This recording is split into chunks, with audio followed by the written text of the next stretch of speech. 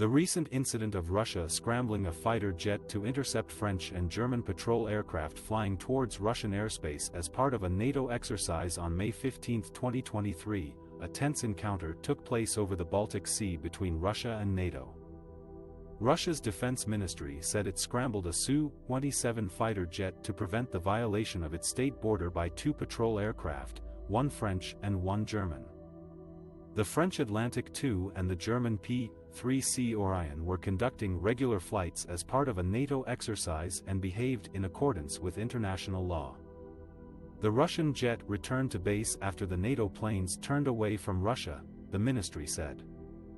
This incident reflects the ongoing tensions between Russia and NATO over the Baltic region, where both sides have increased their military presence and activities in recent years. Russia views NATO's expansion exercises near its borders as a threat to its security and sovereignty, while NATO accuses Russia of aggressive and destabilizing actions, such as the annexation of Crimea in 2014 and the support for separatists in eastern Ukraine. The Baltic Sea is also a strategic area for both sides, as it connects Russia with its exclave of Kaliningrad and NATO with its Baltic allies of Estonia, Latvia, and Lithuania. The incident also shows the challenges and risks of maintaining air safety and avoiding accidental clashes in a crowded and contested airspace. Both Russia and NATO have established mechanisms for communication and deconfliction, such as the Baltic Air Policing Mission and the NATO-Russia Council, but these have not always been effective or sufficient to prevent close encounters or incidents. Moreover, both sides have accused each other of violating air traffic rules and conducting unsafe or provocative maneuvers, such as flying without transponders or intercepting planes at high speed or low altitude. The incident highlights the need for dialogue and cooperation between Russia and NATO to reduce tensions and enhance mutual trust and transparency in the Baltic region. It also underscores the importance of adhering to international norms and agreements on air safety and security, such as the 1972 Incidents at Sea Agreement and the 1989 Prevention of Dangerous Military Activities Agreement. Such measures could help prevent misunderstandings, miscalculations, or escalation that could lead to a larger conflict or crisis. The challenges and risks of maintaining stability and security in the region, as well as the potential for dialogue and cooperation between NATO and Russia on common issues such as terrorism, cyber threats, and arms control.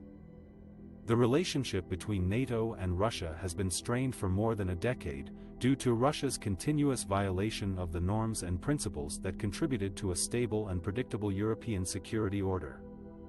Russia's brutal and unlawful war of aggression against Ukraine, which started in 2014 and continues to this day, has shattered peace and gravely altered the security environment in the region.